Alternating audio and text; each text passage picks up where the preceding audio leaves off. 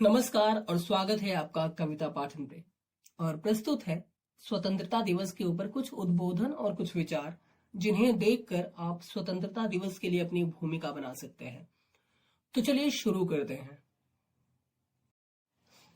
हे हिंद भूमि तू है चंदन इस विश्व पटल के मस्तक में, है धन्य तरी ये पुण्य धरा जहां मधुर भिन्नता कन कन में।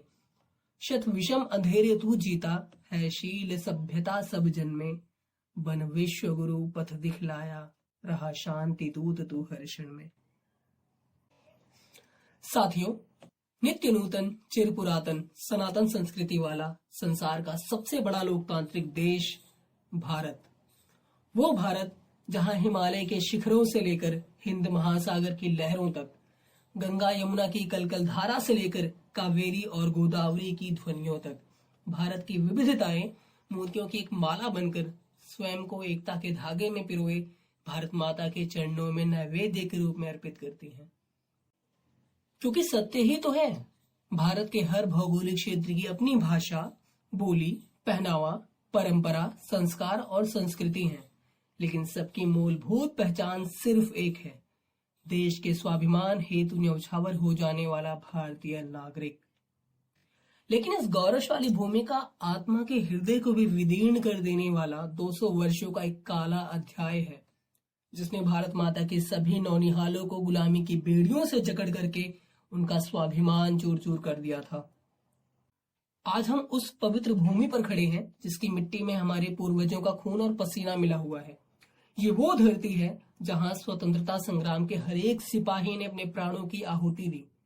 हम सभी जानते हैं कि 1757 के प्लासी के युद्ध से अंग्रेजों ने हमारे देश पर कब्जा जमाना शुरू किया था। उनका असली मकसद था हमारी संस्कृति, हमारी पहचान और हमारी आत्मा को कुचल देना। जहां लॉर्ड मैकाले की शिक्षा नीति का उद्देश्य हमें ज्ञान देना नहीं था, बल्कि हमारी गौरवशाली विरासत को नीचा दिखाना था, अंग्रेजों ने हमारे इतिहास को जाली करार दिया और हमें अपनी ही जड़ों से काटना शुरू कर दिया। अंग्रेजों ने नस्ल भेद की नीति अपनाई और हमें हमारे ही देश में हमारे ही संसाधनों से अलग कर दिया। जहां एक तरफ गुलामी की बेड़ी ने हर भारतीय को जकड़ रखा था, वहीं शोषित होती नारी और बेबस मजदूर ब्रिटिश अत्याचारों का शिकार बनते जा रहे थे। इसी बीच 1857 में एक ऐसी चिंगारी भड़की जिसने अंग्रेजों को हिलाकर रख दिया। मंगल पांडे, रानी लक्ष्मीबाई, बेगम हजरत महल, तात्या टोपे और नाना साहब जैसे वीरों ने मिलकर स्वतंत्रता की पहली मशाल जलाई। इस महाविद्रोह ने पूरे देश को एकजुट किया।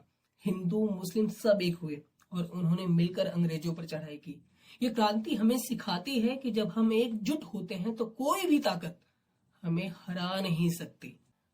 प्रकट रूप से अंग्रेजों की क्रूरता की कोई सीमा नहीं थी। जलियांवाला बाग हत्याकांड इसकी सबसे बड़ी मिसाल है, जहां जनरल डायर ने लोहड़ी के दिन सैकड़ों निहत्थे भारतीयों को मौत के घाट उतार दिया। बच्चा, बूढ़ा, जवान और औरतें तक मारे गए, पर अंग्रेजों को लेश मात्र भी शर्म नहीं आई थी। जलियांवाला बाग हत्याकांड सिर्फ एक घटना नहीं थी, बल्कि ब्रिटिश क्रूरता का वो पड़ाव था जिसने स्वतंत्रता संग्राम के महायज्ञ में आहुति का काम किया। और इसके बाद तो बलिदानों का महासागर ही स्वतंत्रता आंदोलन के पलट पर जागृत हो गया, जिसकी कई धाराएं विभिन्न रूपों में अपना योगदान देने लगी। एक और महात्मा गांधी, सरदार वल्लभ भाई पटेल और जवाहरलाल नेहरू जैसे विभूतियों के नेतृत्व में अहिंसा और सत्याग्रह का रास्ता था, तो दूसरी ओर भगत सिंह, चंद्रशेखर आजाद, अशफाक उल्लाह खान और राम प्रसाद बिस्मिल जैसे क्रांतिकारियों का रास्ता था। इन वीरों ने हंसते हंसते फांसी के फंदे को चूम लिया ताकि हम आजादी की हवा में सांस ले सके। नेताजी सुभाष चंद्र बोस ने तुम मुझे खून दो मैं तुम्हें आजादी दूंगा का नारा देकर लाखों युवाओं का आह्वान करके सभी देशवासियों में जोश भर दिया था। लेकिन स्वतंत्रता आंदोलन के समय में ब्रिटिश जेलें यातना गृह बन चुके थे। क्रांतिकारियों को कोड़ों से पीटा जाता, सेलुलर जेल अंडमान में उन्हें जंजीरों से बांध कर रखा जाता, दिन रात तेल कोल्हू में बैल की तरह चलाया जाता, खाने में सड़ा हुआ भोजन, पानी में कीड़े और सांस लेने के लिए काल कोठरी मिलती थी।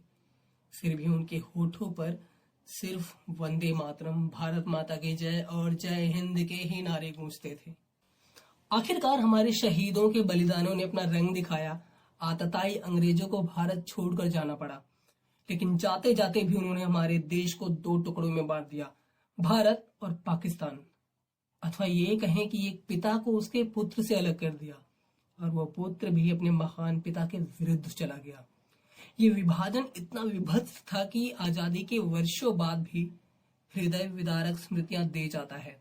इसके साथ ही ये विभाजन हमें ये बात याद दिलाता है कि हमें अपनी एकता और अखंडता को हर कीमत पर बनाए रखना है, तथापि ऐसी भयावह परिस्थिति दोबारा सामने ना आ पाए। लेकिन विडंबना ये है कि वर्तमान भारत के ज्यादातर नागरिक अपने दायित्व को भूल चुके हैं। आजादी के 78 वर्ष बाद भी हमारा देश कई गंभीर चुनौतियों से जूझ रहा है। राजनीति में भ्रष्टाचार और आपराधिक तत्वों का प्रभाव, चुनावों में जाति और धर्म के नाम पर ध्रुवीकरण, ये सब प्रकार से हमारे लोकतंत्र की नींव को कमजोर कर रहे हैं। सामाजिक स्तर पर जातिवाद, सांप्रदायिकता और लैंगिक असमानता जैसी बुराइयां आज भी हमें बांट रही हैं। सोशल मीडिया पर फैलने वाली फेक न्यूज और नफरत हमारे समाज की एकता को तोड़ने की कोशिश कर रहे हैं। हमें इन विभाजनकारी ताकतों से सावधान रहना होगा। आर्थिक मोर्चे पर बेरोजगारी, खासकर हमारे युवाओं के बीच एक बड़ी समस्या है। किसानों की कठिनाई और छोटे उद्योगों का संघर्ष हमें ये सोचने पर मजबूर करता है कि क्या हमारी आर्थिक नीतियां सही दिशा में है। लेकिन इन चुनौतियों के बावजूद हमारा भविष्य उज्जवल है। हमारी सबसे बड़ी ताकत है हमारे युवा, हमारा लोकतंत्र और हमारी समृद्ध सांस्कृतिक विरासत। हमने चंद्रयान 3 और आदित्य L1 जैसी ऐतिहासिक सफलताएं हासिल की हैं, जिनसे दुनिया को हमारी वैज्ञानिक क्षमता का पता चलता है। आज भारत दुनिया की चौथी सबसे बड़ी अर्थव्यवस्था है और वैश्विक मंच पर हमारी प्रतिष्ठा लगातार बढ़ रही है। ये सभी उपलब्धियां इस बात का प्रमाण है कि हम सही रास्ते पर हैं। 2047 में जब भारत अपनी स्वतंत्रता के 100 वर्ष पूरे करेगा, तब हमें एक विकसित राष्ट्र के रूप में खड़ा होना है। एक ऐसा भारत जहां हर नागरिक शिक्षित और कुशल हो, गरीबी और भुखमरी का नामो निशान ना हो, हर महिला और बच्चा सुरक्षित हो। एक ऐसा भारत जहां पर्यावरण की रक्षा हमारी सर्वोच्च प्राथमिकता हो और विज्ञान, तकनीक, कृषि और उद्योग सभी क्षेत्रों में हम दुनिया में सबसे आगे हों। यह सपना सिर्फ सरकार का नहीं, बल्कि हम सभी 140 करोड़ भारतीयों का होना चाहिए। इस स्वतंत्रता दिवस पर आइए हम सब मिलकर यह प्रण लें कि हम इन चुनौतियों से मुंह नहीं मोड़ेंगे, बल्कि एकजुट होकर इनका सामना करेंगे। हम अपने अधिकारों के साथ साथ अपने कर्तव्यों को भी समझेंगे और निभाएंगे। हमारा संकल्प हो कि 2047 तक भारत सिर्फ शक्तिशाली नहीं, बल्कि न्यायपूर्ण, समृद्ध और मानवीय भी होगा। और अंत में मैं एक आदर्शवादी कवि की पंक्तियों से अपने वक्तव्य को विराम देता हूं कि हम एक ऐसे भारत की कल्पना करते हैं जो छलदंभ, द्वेष, पाखंड व अन्याय से मुक्त हो, समता युक्त, ममतामय, परस्पर स्वावलंबी व परस्पर पूरक हो। एक ऐसा भारत जहां ना आतंकवाद का खौफ होगा, ना भ्रष्टाचार का रौब होगा। ईद, दिवाली, क्रिसमस दिन रात होगा, ऐसा मेरे सपनों का भारत होगा। ऐसे सबके सपनों का भारत होगा, ऐसा हमारे सपनों का भारत होगा। प्लीज वीडियो को लाइक, शेयर एंड सब्सक्राइब कीजिए। तो चलिए मिलते हैं अगले वीडियो में। जय हिंद।